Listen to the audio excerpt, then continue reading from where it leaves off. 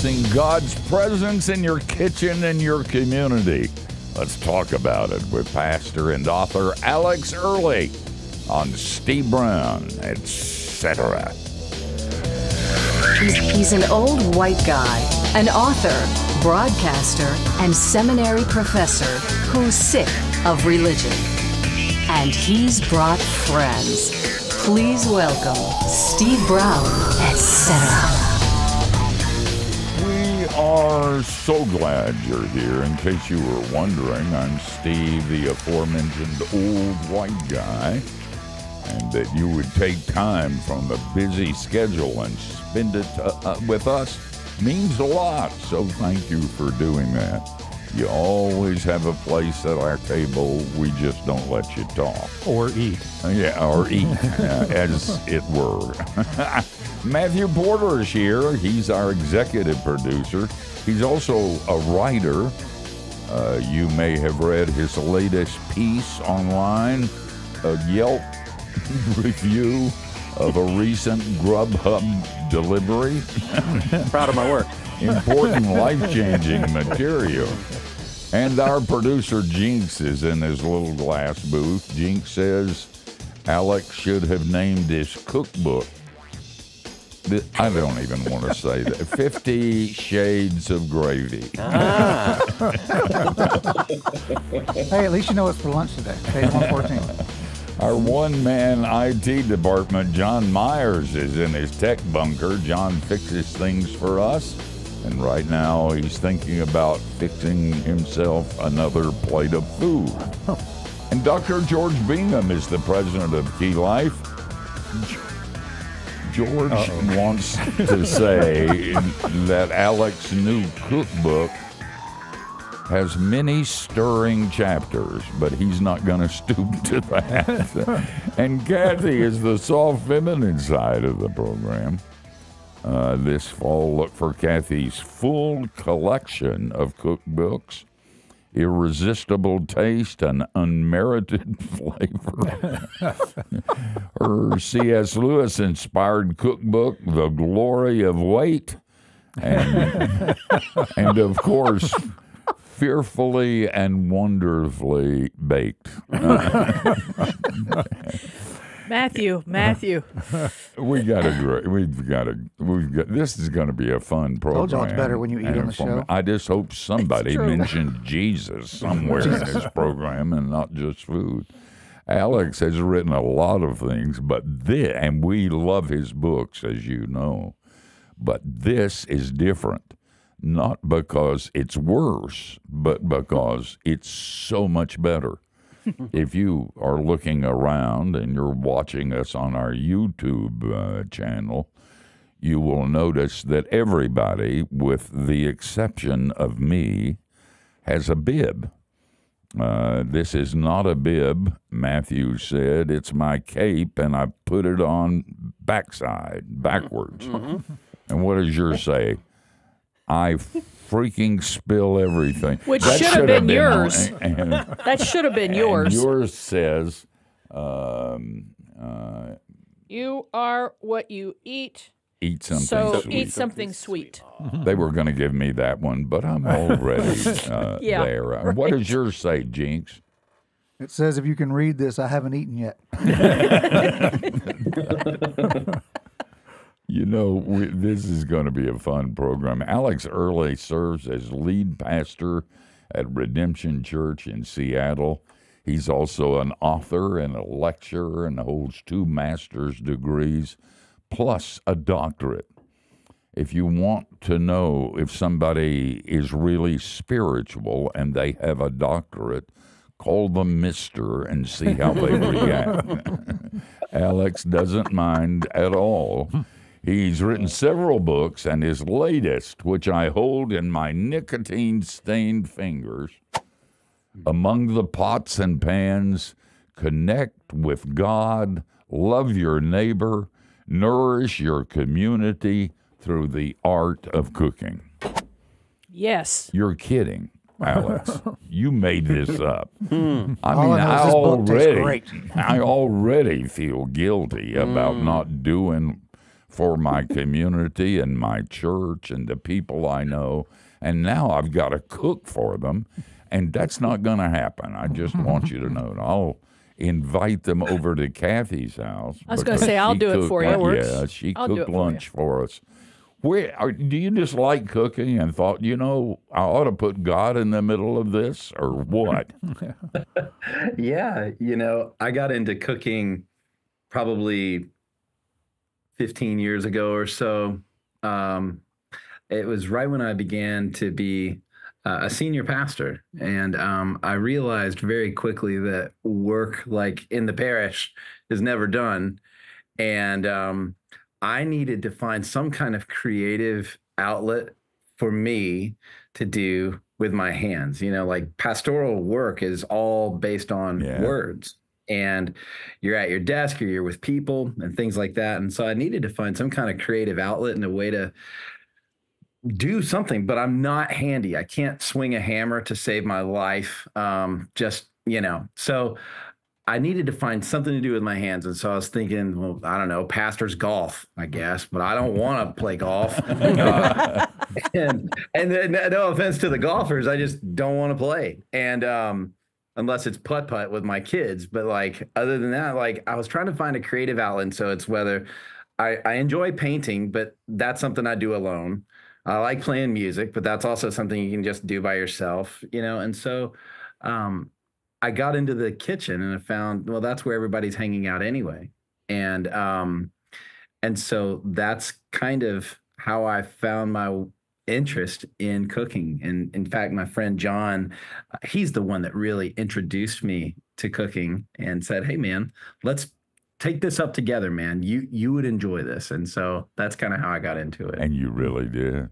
By the way, Mr. Graham told me that after he retired, that he hated golf. And I had tried to play golf because he did.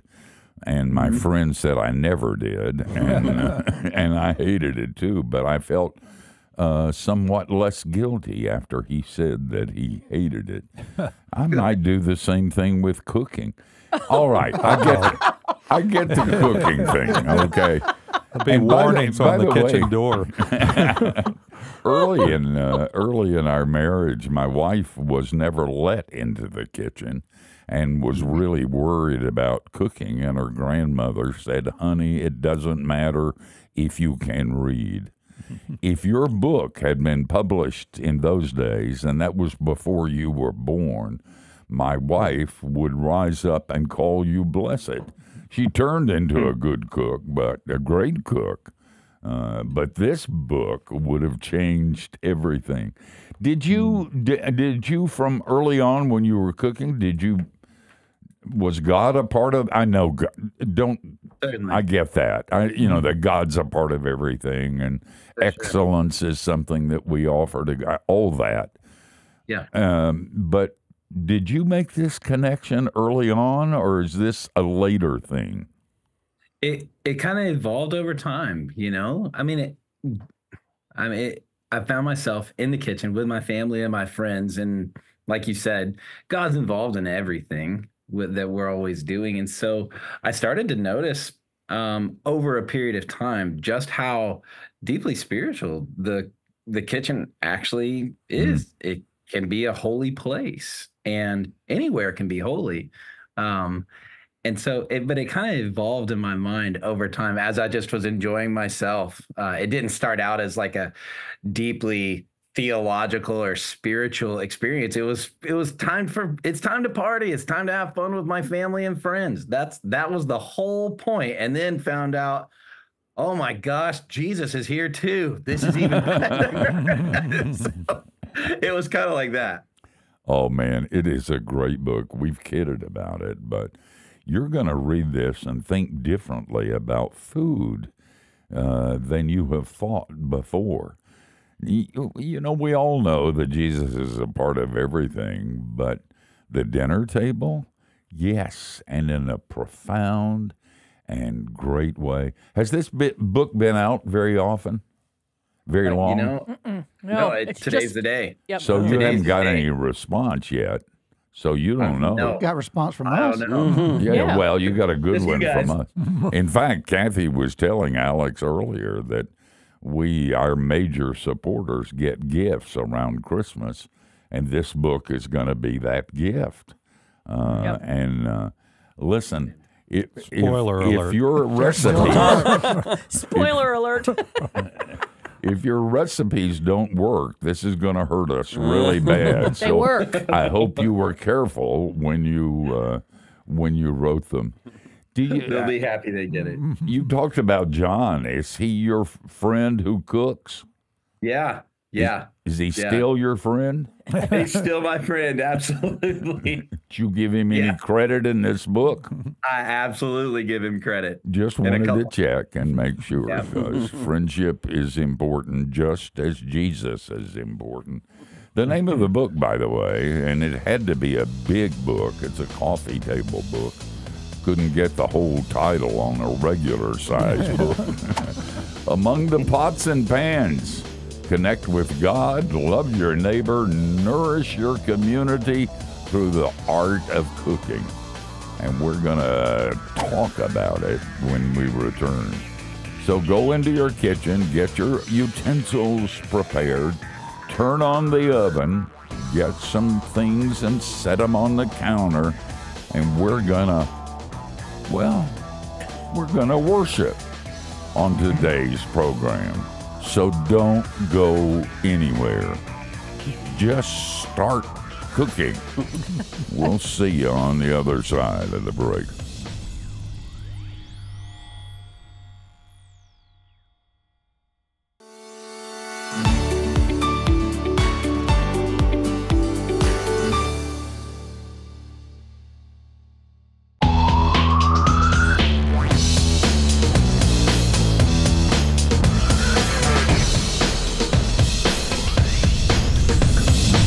Hey, thanks for joining us. We're hanging out with our friend, pastor, and author Alex Early.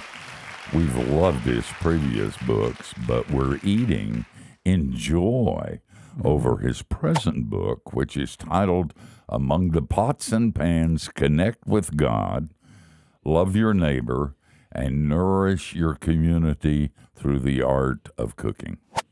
Alex, what a great book. Something on every page to digest. It's very deep. And, but you started talking off air about one of the recipe you said was the best, and how that came about. Tell us about that. Yeah. So the shrimp tacos, I think, are our favorite thing. In our family and our friends, it's the thing we tend to, if you've been in my house, we've had shrimp tacos at some point. So the way that recipe came about. Let me just say yum. Yeah. My friend. Do I have a yum? John Snell. He was a member of our church when I planted a church in Georgia a long time ago. I was a bar back and ended up planting a church in this bar.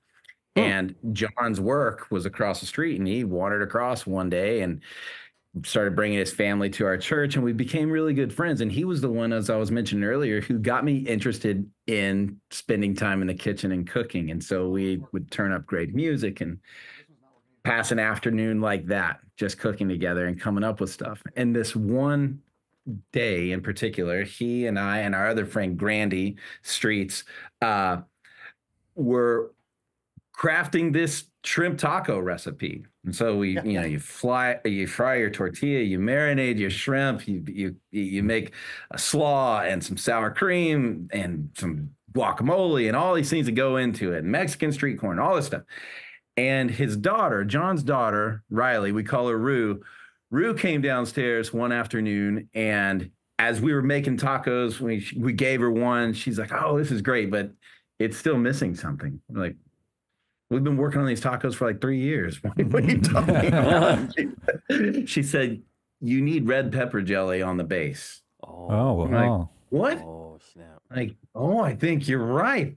It goes back to that kind of salt, fat, acid, heat idea. Yeah. And we put red pepper jelly on the base of the tortilla, and it changed the game forever. And we were like, wow, 9-year-old Rue just hit a grand slam. That's awesome. So anyway, that's where those came from, and they're just amazing. Hey, for those of you who are uptight about religious stuff and you don't like talking about something that isn't religious, hang on. We're going to get to Jesus eventually. I'm looking at that page now, Alex. What page is Shrimp tacos with holy guacamole. Talking about religious stuff.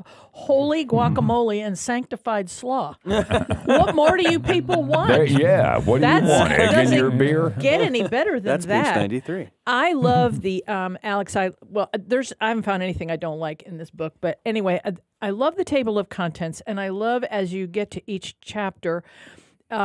You begin with, Steve was talking about Jesus, obviously, like chapter 2, Passover, the meal that saved the slaves, and then you put certain things in that category. Jesus feeds the 5,000, the kitchen of compassion, recipes for seafood. And I thought, well, that makes perfect sense because, the little boy had fish. So why not put the seafood under that? Well, then we get to Jesus eats with sinners. And all of the recipes are chicken. So I'm wondering if there's some spiritual significance to that. But I really liked chapter 7, hospitality, practice what you eat, faithful presence, and those recipes are pasta and pizza. It's like, yeah, absolutely. But I'm really concerned about chicken since I fixed page 114 today, which were the chicken tenders with the coconut basil rice. I'm concerned about sinners and the chicken. Alex, was the chicken thing Freudian, or was it? I think it was. You're the spiritual one around here, Steve. So we're gonna have to. They have chicken at all the tent revival meetings. Yeah, right. Well, try to be inclusive of all the denominations because they all eat chicken. Well, and one of our staff members downstairs refers to Chick-fil-A as Christian chicken. Mm-hmm. So, the sacred bird. So there's something. Anyway, Jesus eats with sinners, chicken. Still eating good. Anyway, Alex, I really do. I love this. I love this book. The stories. You write that meals are stories. Can you elaborate on that just a little bit? I mean, with where you're going with that. Yeah. Well, like throughout Scripture, God uses food to tell His story. From how He provides for Adam and Eve to sin began with food involved, taking something and eating something we shouldn't be eating. That was okra. Everybody thinks it was apples, but it was okra. Go ahead. And but then you start to see like food show up all throughout, from the Passover, to Jesus dining around the table with His disciples or sinners. And then, of course, communion in the church, and then the last great day when Christ returns and we dine at His banquet table. So you just see like God telling His story, His redemptive story of His love for the world around your table. And so that's kind of where that idea comes from. Wow. That's incredible, too, because it's a new way to think about it. And the ideas absolutely explode in my mind. And it's funny that there's a lot of enjoyable things in life, but as far as moments where you actually feel close to heaven, for me personally, it's at the table, laughing and eating. I'm like, ooh, it just feels like a thin moment, a thin place where you're like, this has got to be about as close as we get here with the people and everything. You obviously you have the great recipes, and we know how to put those to work. But the other content, talk to us about that and how somebody might use the book. Yeah, well, it's a book. It's intended to be read. Like it's not just the aesthetics of the book are beautiful, and we can talk about that later if you want. But it really is. It's intended to be read. It's intended to communicate. A warm invitation from God to you to be with Him. and then to turn and then become a person of hospitality and to become a person that's actually present to your family, to your friends, and to those around you through the means of the kitchen. And so it's about showing up, you know. That's kind of what I'm trying to say with my life right now, is it's about showing up. Oh. You don't want to miss your life. And so the kitchen's very way. You guys got to get this book. And you know, when they like the food you serve in your house, you could say, I've got a book that has that recipe in it. And they're going to get a lot more than recipes. It's kind of a sneaky way to have a hollow horse taken into somebody's house with some soldiers in it. Don't go away. This is a fun program. And it's even religious.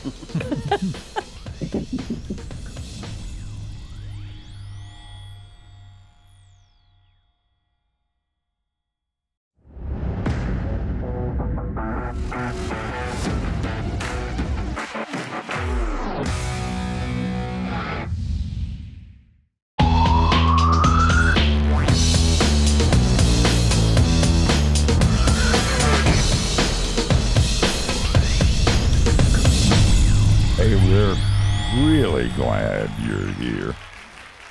By the way, on our other radio show, one of them, Key Life, we recently started a new series on the biblical book of Philippians. And I was kicking and screaming, but they made me sit down in front of a microphone and read the entire book of Philippians. Just 4 chapters. So if you want to study Paul's letter, or you just need help falling asleep, take a listen at keylife.org/Philippians.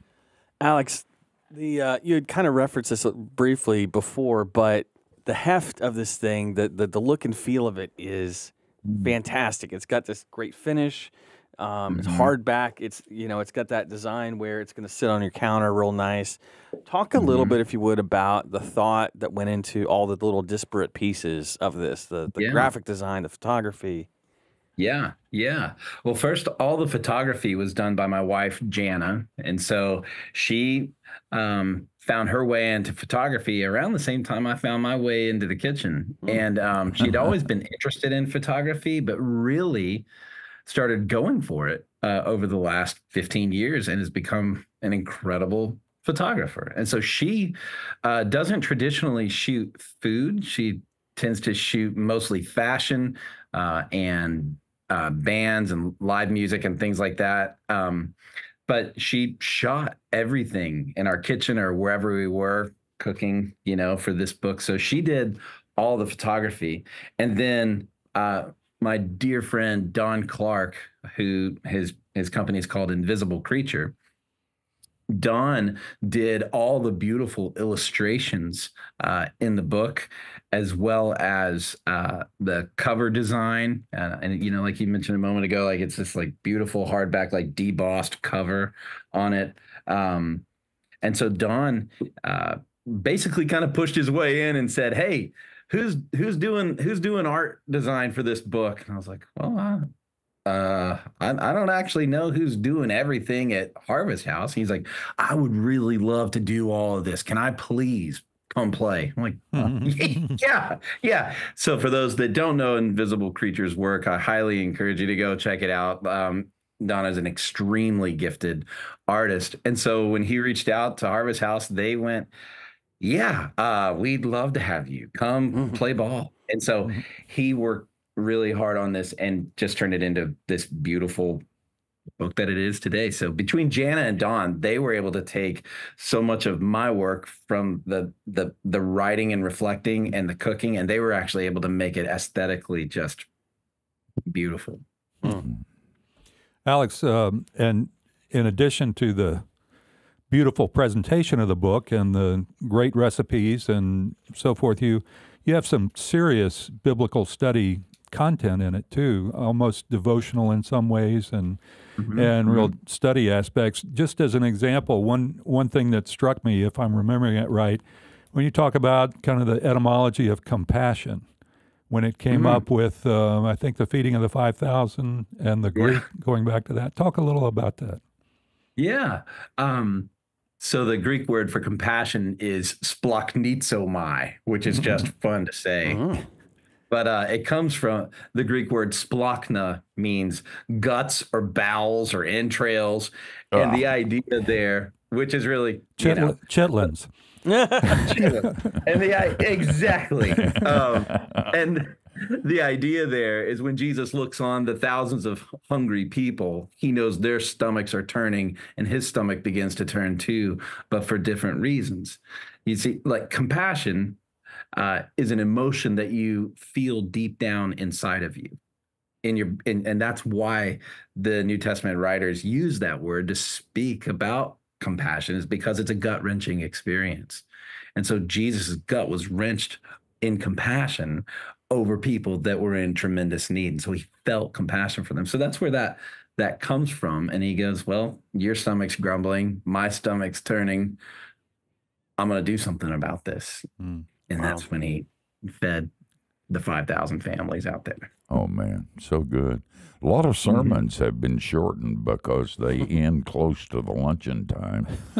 A preacher doesn't dare not have compassion on the people in his congregation and keep on good preaching. One doesn't. So, yeah.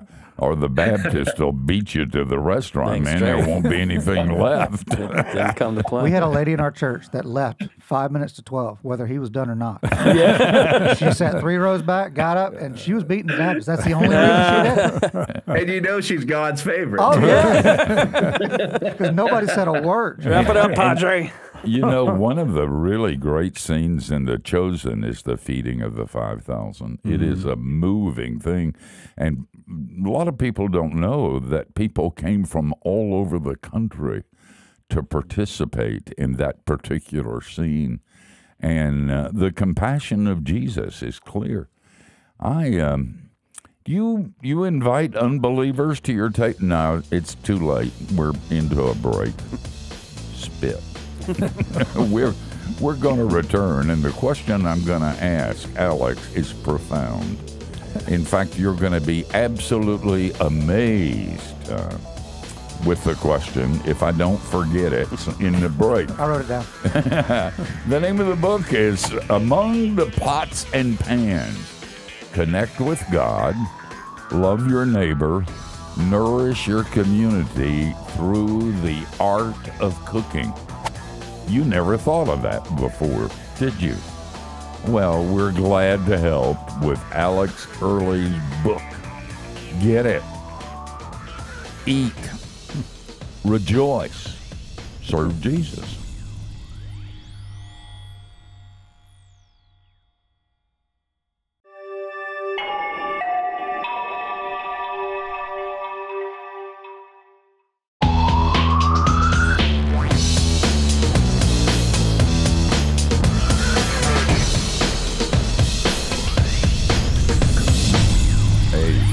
Being a part of this. We're hanging out with our pastor and with our friend, pastor and author Alex Early.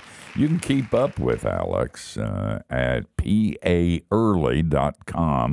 and on X at Alex_Early.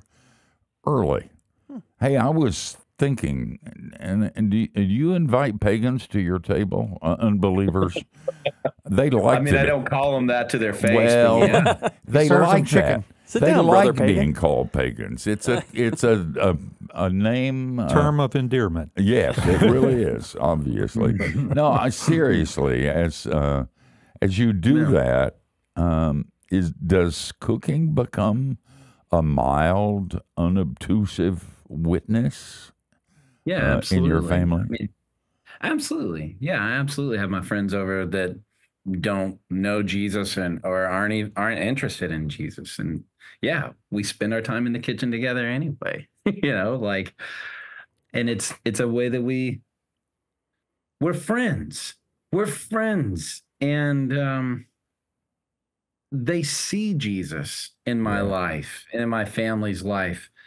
Regardless of whether they want to follow him, that's between them and him. But, for me, yeah, my kitchen's open. My table's open to my friends, regardless of where they're at in relation to him, whether they're ex-evangelical Christians or deconstructing, or maybe they've never followed. Like, yes, my friends that don't know him are absolutely welcome at our table. And so we spend time with anybody.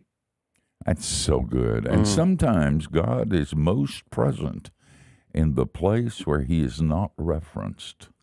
Yeah. And you are an illustration of that. Alex, the chapter 5, which is the one that we referred to just a couple of minutes ago, the bread and wine, the center of the church. There's a small section in there that you titled "Grounded by the Elements," and you talk about the fact that we are the bride of Christ, and as a result of that, when we take the bread and the wine in communion, that we're reminded of that day when we will all, be together, and we're reminded of this unbreakable covenant that we have with Jesus, who's the groom, the bridegroom.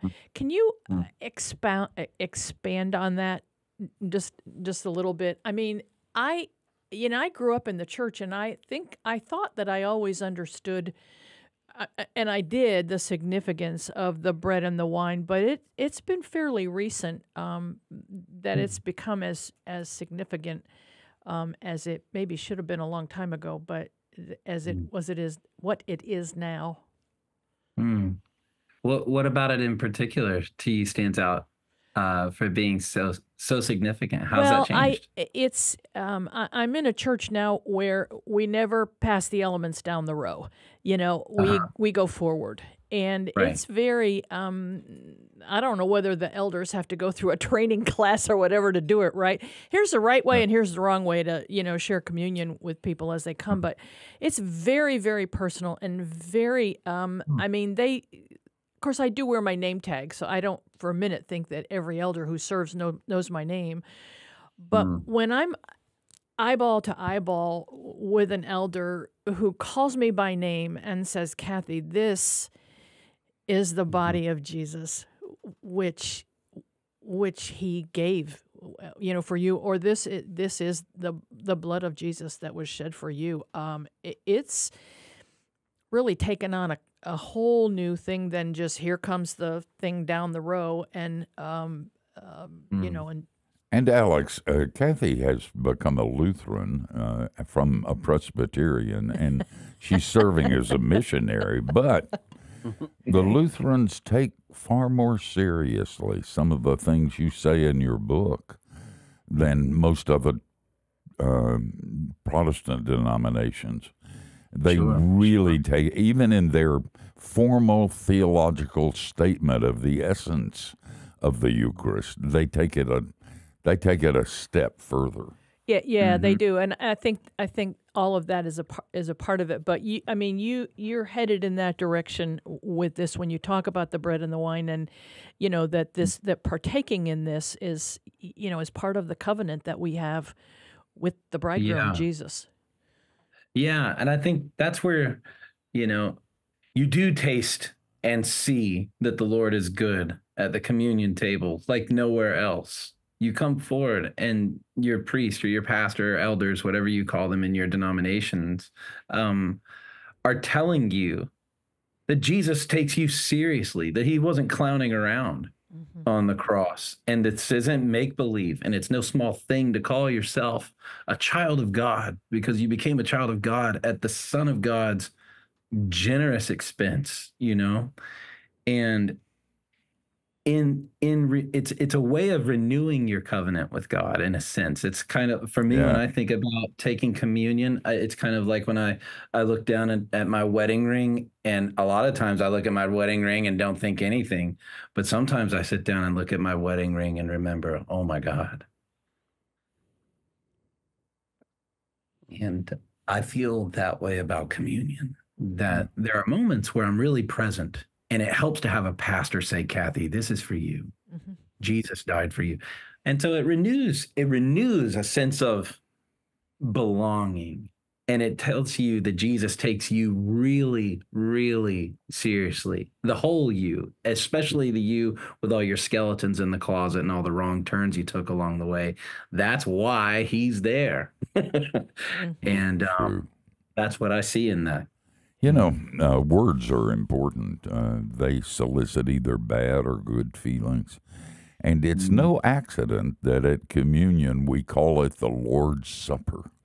As soon as you say supper, it's a word that brings memories, that brings all sorts of thoughts about suppers you have attended as a child. And it is that. It's the Lord's Supper. Okay, Alex, we're running out of time.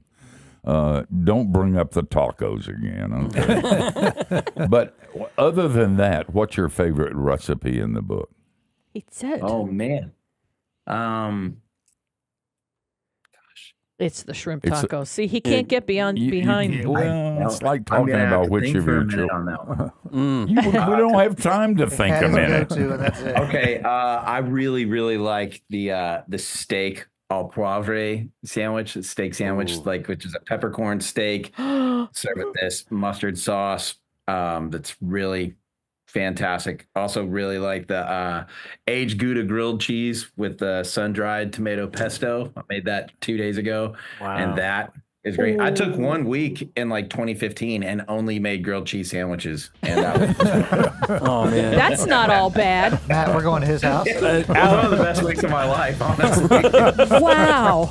Alex, you are a delight and a benediction, and this book is so different and so right and so good. You guys got to get it. Among the pots and the pans, connect with God, love your neighbor, and nourish your community through the art of cooking. Alex, God bless you. Thank you for taking time from the kitchen to spend that time with us. You keep writing, and Or we'll cooking. keep talking. Got it. Guys, don't go anywhere. We're going to tell you who we're going to do it unto next week, and you're going to be quite amazed.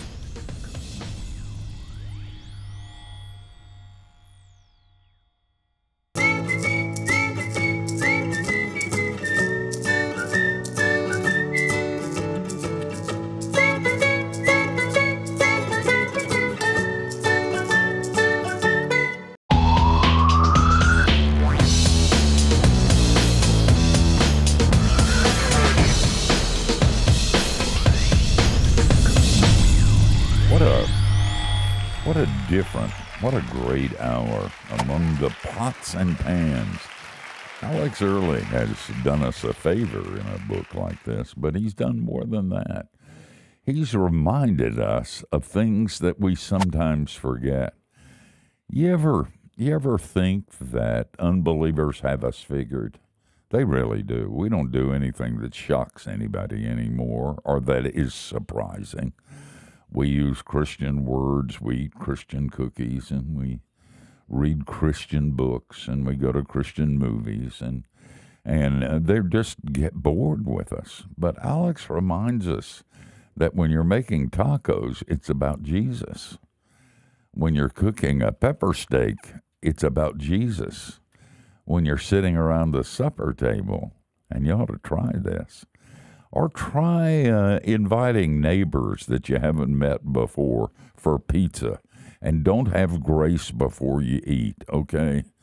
Because all of a sudden that turns it religious, and that's why they've got us figured. If you have a real pagan in your neighborhood, an atheist, ask him to say grace. That'll shock him. The point I'm making is that do something that's different. And the great thing about this book, among other things, is that Alex reminds us that Jesus is a part of everything. Not just the tears and the church time and the hymns and the prayers, but every place else. At the dinner table when you're eating, at the barber shop when you're getting a haircut, or you're at the hairdresser's getting your hair fixed, or when you're playing golf, or when you're weeping beside a grave, or standing by a deathbed, or sharing a tragedy with a friend. It's all about Jesus. It really is. Not in the religious sense, but in the real sense of how we live our lives. Catherine, who's going to be on next week? Next week, we have our friend Kimberly Iverson, mother of 11.